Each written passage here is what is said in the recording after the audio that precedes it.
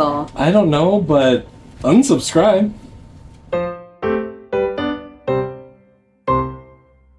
Hi everyone, we've both been running our businesses from our home for the last couple months, and holy, have we learned a lot in those few months. Yeah, mostly those grand plans and ideas and schedules, they can fall hard when they run into the harsh realities of daily life.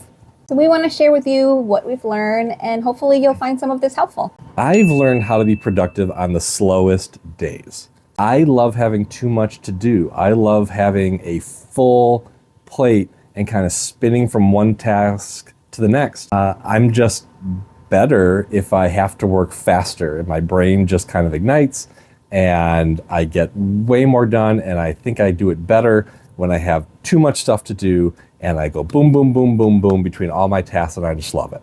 So when I have a slow day, I sit down at my computer, I get all logged into all my accounts, I sit down, and suddenly I realize that I don't really have an urgent thing that I have to do at the moment. That is really frustrating and almost demoralizing and kind of almost like a little panicky. So that's where I would have bad days. My way that I've found to get around that is to just find one task, even if it's unrelated to anything else, even if it's stupid and pointless, just find one thing to focus on, do it. And then what I found is that just kind of gets the ball rolling. Next thing I know, I have a second task and a third and a fourth, and I'm back on schedule. And by the end of the day, I feel like I actually accomplished stuff. And you're looking at me like I am crazy pants. Well, sometimes you can just take a nap if it's slow. Well, that can be one task. Just take a nap and do it well. Yeah. Really do it well. Like really put everything you've got into that nap. Get a good stuffy and like a blanket, you know, whatever you want, a little music in the background. Find and a just nice little sunbeam get, somewhere. Oh, sunbeam. Yeah, follow the cats around until you find a good sun. So get a cat and then let them show you the sunbeams and then you're set. Yeah.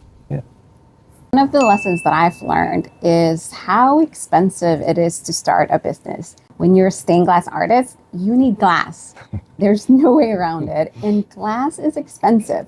And one way I worked around that was that I drove about 4 hours into another state to purchase glass from this lovely couple who sells glass out of their shed. And I was able to save probably hundreds and hundreds of dollars by doing that. But, you know, it cost me a whole day. I have become best friends with Facebook Marketplace and often go in there to look for tools.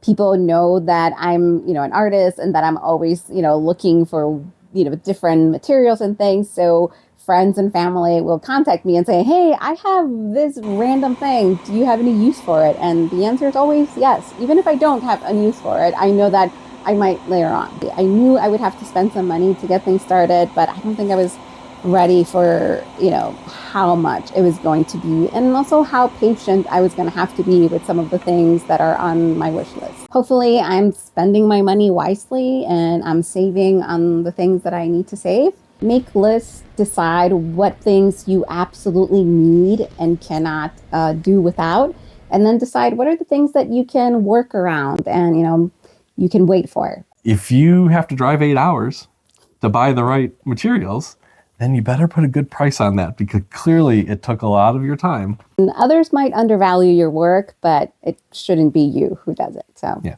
I'm working on it. And stick around for the end. We're going to have a bonus lesson that we've learned. A really good idea from her. Her, not Pua. All right, some of you are going to gasp at this one, but talk about work during lunch.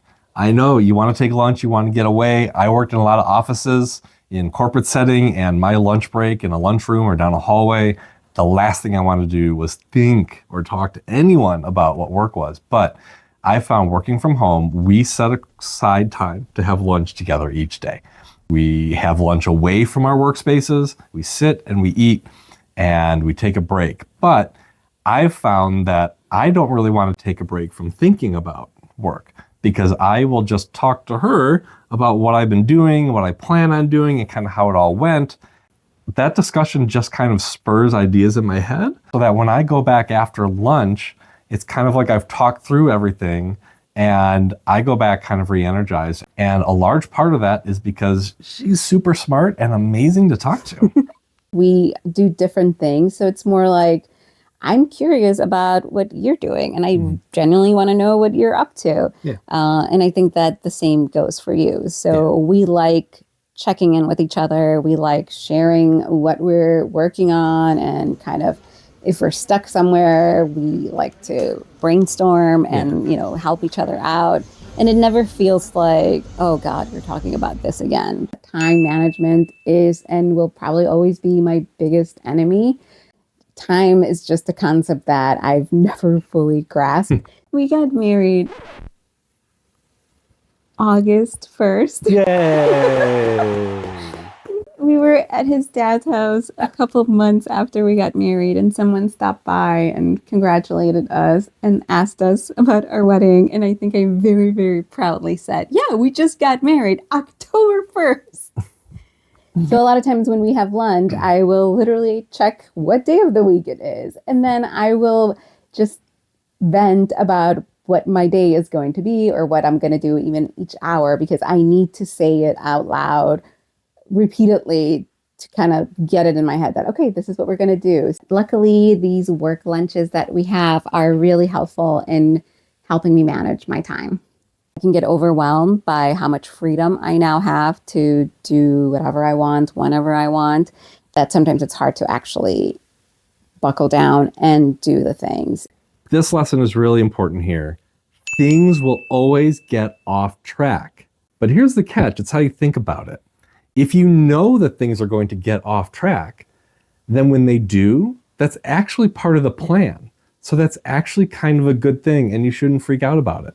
It's actually going according to plan when things don't go according to plan. When you're driving in the snow and you know that it hasn't really been plowed and you know it's going to be icy and you're driving through an alley or a side street and you know that it's going to be slippery. A very important lesson for driving, I think, is knowing that your car is going to skid, knowing that you're going to feel those tires slide. If you know that your tires are going to slide out from underneath you a bit, then you don't freak out when they do. So if you understand that things are going to get off track, then you don't freak out when they do. We are at the end of January, and we definitely got off track this month.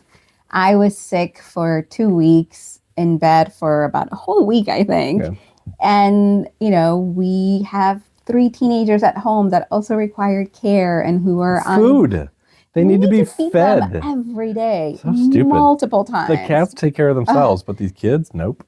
I wasn't able to come to my studio or do any work at all for 2 weeks. And that really set me back.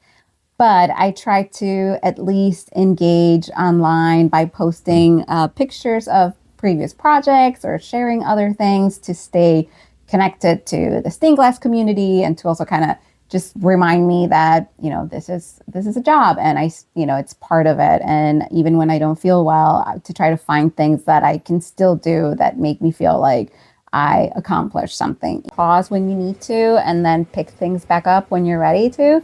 It will be okay. It's just not going to be perfect. Don't be afraid to pivot. Don't be afraid to pause, but just keep going. Yeah. You get to take a pause when you're sick. All right. Thanks for staying to the end. We said there was going to be a bonus piece of advice, and here it is. Find people in your field that you can relate to and communicate with that are going to understand the types of challenges that you're going through. I do Disney travel. I work with an agency. I'm with a new agency right now called The Vacationeer, and I just started with them about a week ago. What kind of comes built in with this type of work is an agency full of other people doing exactly what I do, that I already have their contact information. We're all put into Facebook groups or Slack channels, and I kind of already have kind of a built-in community of people who know exactly what I'm doing every day, exactly what the challenges are, and I can talk to them all the time. Your situation is a little bit different, but it's just as important. Yeah, the stained glass community is probably a little bit smaller, but I am lucky enough to know at least one or two local stained glass artists that I can every once in a while spend time with or hang out with and talk shop with. I have slowly started to build a bigger community online through my Instagram account. I've met a lot of other stained glass artists and started following them and interacting with them. So I think it's really important to find that community, those people that understand your passion and who are willing to share what they're learning and how they're growing. I'm trying to come at this from, a sense of there is enough for all of us and not, let's guard our secrets and let's, try to get ahead of everyone else, but more of a let's build a community and let's help each other grow and, learn from each other and cheer each other on. Thank you all for watching another one of our videos. We really appreciate it. Like, comment, and subscribe to the channel. We talk about Disney stuff all the time. We talk about stuff like today, working from home, business stuff. We talk about stained glass stuff and art related topics. So please jump in. We want to hear your comments as well. Yeah, and if you're interested in any of the tech aspects of how we put our videos together, if you're interested in that whole YouTube thing, you can check our description. We kind of list some of the different materials and things we use to help make these videos in there. So go and you'll find links and you can click on them and all of that good stuff. Thanks for watching our magical chaos. Bye. Bye.